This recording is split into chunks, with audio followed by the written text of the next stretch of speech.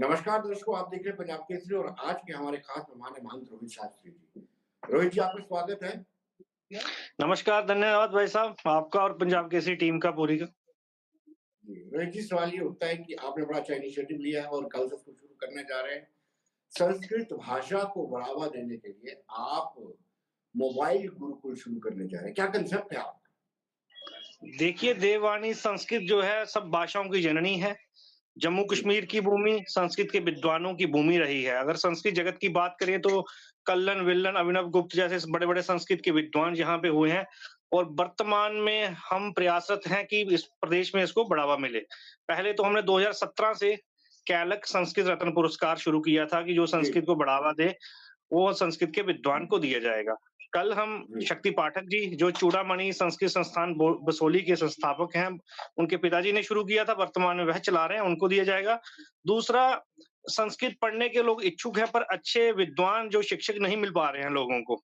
एक जी, हमने गाड़ी ली है, उसमें सेंट्रल संस्कृत यूनिवर्सिटी के विद्यार्थी या अध्यापक रहेंगे। हर रविवार को वो गाँव-गाँव में जाकर बीच में भी और संस्कृत का प्रचार-प्रसार करेगी। एक प्रयास किया है कि लोग संस्कृत से जुड़े और घर-घर संस्कृत पहुँचे। जी, रोहित जी, सवाल आपसे सवाल ये करना चाहूँगा कि कहीं न कहीं हमारे चारों वेद जो हैं वो संस्कृत में हैं और जैसे-जैसे हमने संस्कृत को छोड़ दिया, वेद भी हमसे आहिस्ता-आहिस्ता छूटने लगे। क्या इस इनिशिएटिव से लोगों का ध्यान वेदों की तरफ आएगा? अवश्य पाएगा लोगों को अगर पढ़ने में या लिखने में संस्कृत आएगी तो वो वेद पढ़ सकेंगे।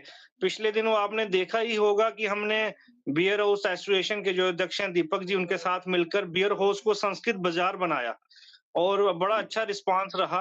वो लोग अगर संस्कृत आएँगी तो मैं पंडित जी आपके घर में पूजा करवाने आते हैं, क्या बोल रहे हैं आपको उसका अर्थ पता चलेगा और लोग वेदों से जुड़ेंगे। संस्कृत आएगी तो हम वेद पढ़ जा पाएँगे।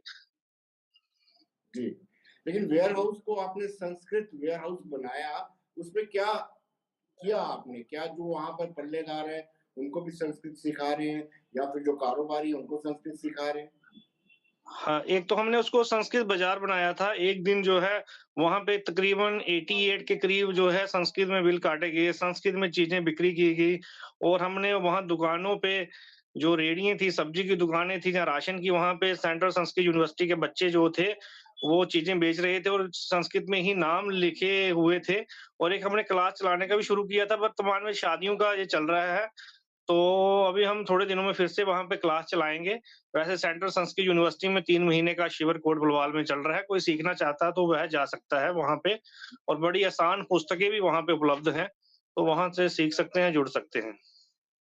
शास्त्री जी, क्या कारण है कि संस्कृत जो है लुप्त हो गई या होती जा रही है? देखिए, सबसे मैं बात कहूँगा कई लोगों को बुरा भी लगेगी। संस्कृत का पतन हम सरकारों को दोष नहीं देंगे। संस्कृत से जुड़े जो लोग हैं, मैं उनसे कहूँगा कि बड़े-बड़े संस्कृत के विद्वान संस्कृत की हम खा रहे हैं। जैसे पंडित ले लें, ज्योतिषी ले लें, अपनी जीविका का साधन इसको बनाया है। ये कर्मकांड की भाषा तो है, पर आज नासा में देखिए संस्कृत की क्लासेस चल रही हैं। संस्कृत के विद्वान अपने बच्चों को कॉन्वेंट स्कूल में पढ़ाते हैं, तो संस्कृत को कैसे बढ़ावा मिलेगा? और हमने पिछले दिनों जैसे एलजी साहब का बड़ा ही अच्छा रुझान है संस्कृत के प्रति। मैं 2020 मुझे याद है अगस्त 11 को उनको मिला था। मैंने उनसे आग्रह किया कि माता वैष्णो में संस्कृत डिपार्टमेंट ही नहीं है। माता वैष्णो यूनिवर्सिटी में उन्होंने डिपार्टमेंट दिया, वहाँ पे अभी 6 बच्चे पढ़ रहे हैं। अपने सिद्रा के अंदर तिरुपति जो मठ है, उसके चेयरमैन वाईवी रेड्डी जी हैं, मैंने उन्हें उनसे स्वयं भी बात की। एलजी साहब से भी कहा, एलजी साहब ने उनसे एग्रीमेंट किया है कि पहले मंदिर बनेगा, फिर गुरुकुल बनेगा और पतन का कारण हम स्वयं ही हैं। अगर सरकारें तो पढ़ाना चाहती हैं, जैसे माता वैष्णो में डिपार्टमेंट खुला, 1 साल कोई संस्कृत पढ़ने नहीं वहाँ आया। अभी जी। दूसरे साल बड़ा प्रयास करके वहाँ के कुलपति जी ने एडमिशनें की हैं। लोग पढ़ें तो डिपार्टमेंट भी चलेंगे, सब चलेंगे। जो संस्कृत के जुड़े लोग हैं, अपने बच्चों को संस्कृत पढ़ाएँ, फिर ही संस्कृत को बढ़ावा मिलेगा। हाँ जी, स्कूल एजुकेशन डिपार्टमेंट जो है, वो कितना रिस्पॉन्सिबल है? क्योंकि स्कूलों में इंट्रोड्यूस की जानी चाहिए संस्कृत। ये भी पिछले दिनों जब हम मिले थे, मुझे याद है मार्च 2021 को फिर मिलना हुआ था और एलजी साहब ने स्वयं उच्च शिक्षा के अधिकारी जी को फ़ोन भी किया मेरे सामने और हमारी बैठक भी उनसे करवाई। फिर उन्होंने स्कूल बोर्ड ऑफ एजुकेशन को सिलेबस बनाने के लिए भी दिए, प्रथम कक्षा से संस्कृत भाषा वैकल्पिक विषय में रखी जाए। उन्होंने जो है सिलेबस एनसीईआरटी को दिया है, वो थोड़ा-सा समय लग रहा है। तो मैंने 4-5 दिन पहले भी एलजी साहब से मिला, मैंने फिर आग्रह किया कि मैं थोड़ा-सा देरी हो रही है। तो एनसीईआरटी को सिलेबस दिया है पढ़ने के लिए, वैकल्पिक विषय के रूप में प्रथम कक्षा से पहली से संस्कृत शुरू होने जा रही है, मुझे लग रहा है जल्द ही हो जाएगी। जो मोबाइल गुरुकुल का आपका कंसेप्ट है, उसमें क्या जो संस्कृत विद्यालय, विश्वविद्यालय वहाँ से लोग आएँगे? कौन लोग देखिए लोगों को हाँ, शिक्षा देंगे संस्कृत की? बसोली से डॉक्टर उत्तम चंद शास्त्री पाठक जी हुए हैं, बड़े संस्कृत के विद्वान रहे हैं। चूड़ामणि संस्कृत संस्थान बसोली उनका गुरुकुल भी अभी चल रहा है। उनका शताब्दी महोत्सव चल रहा है वर्तमान में, उनके जन्म का जो 100वाँ वर्ष चल रहा है, उसके अंतर्गत हम कार्यक्रम वर्ष-भर से कर रहे हैं। उसी श्रृंखला में जो है एक मोबाइल गुरुकुल शुरू किया है, हमारे एक मित्र हैं, राकेश गंडोत्रा जी, उन्होंने जी हमें बस गाड़ी दी है और वह संस्कृत यूनिवर्सिटी कोट बलवाल है, वहाँ के विद्यार्थी संडे को जाकर और बीच-बीच में जिस भी गाँव में कोई बुलाएगा वहाँ पे संस्कृत पढ़ाई जाएगी। जी, जी। रवि जी, क्या आपने कुछ गाँव चिन्हित किए हैं जहाँ से दिलचस्पी आई, जहाँ से इंटरेस्ट आया और वो आपको हो सकता है शुरुआत में बुलाएँगे? काफ़ी मैं जब से हमने डाला है मीडिया में तो हमारा कोट बलवाल जो है, अखनूर के एक बड़े ही उच्च अधिकारी का आज मुझे मिले, तो कहते मैं भी पढ़ने का इच्छुक हूँ, मेरा मांद्रा साइड से थे, वहाँ से फ़ोन आए, कठुआ से फ़ोन आ रहे हैं। अभी शुरू हो जाएगा तो सब कुछ होगा। कल 13 दिसंबर मंगलवार सुबह 10:30 बजे कृषि विश्वविद्यालय सुकास्ट जम्मू में जम्मू कश्मीर के उपराज्यपाल महामहिम अपना मनोज सिन्हा जी आ रहे हैं, उसका शुभारंभ करेंगे। तो थोड़ा मीडिया में आपके माध्यम से जाएगा तो मुझे लगता है और भी लोग जुड़ेंगे। जहाँ जुड़ेंगे तो हम भी उनसे जुड़ेंगे और घर-घर संस्कृत पहुँचाने का कार्य किया जाएगा। वेदों का ज्ञान कितना ज़रूरी है अपने जीवन के लिए? हाँ जी। वेदों का ज्ञान कितना हाँ जी, हाँ जी। लाज़मी है, ज़रूरी है जीवन के लिए?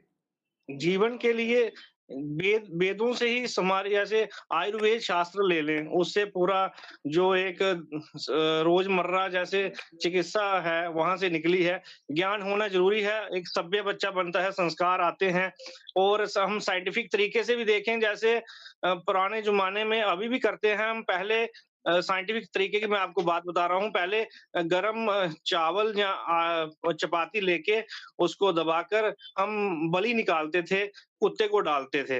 एक गरम खाना करने से कीटाणु-विषाणु जो हाथों में होते थे, वो मर जाते थे। अगर खाने में कुछ होता था तो कुत्ता सूँघ लेता था कि खाने में कुछ है ना? तो जी, एक वो साइंटिफिक तरीका भी शास्त्रों में दिया है, तो दूसरा पुण्य भी मिलता था और वेदों से जुड़ना चाहिए, वेदों से ही पूरा जीवन जो है वो है, पूजा-पाठ है, संगीत शास्त्र है और आयुर्वेद है, सब उनसे ही तो है जीवन का। और हम थोड़ा-सा शर्म करते हैं, मैं आपको छोटी-सी जहाँ पे एक बात बताना चाहता हूँ कि इज़राइल विश्व का आपको पता है सबसे शक्तिशाली देश है। वहाँ पे अपना हिब्रू भाषा बोली जाती थी।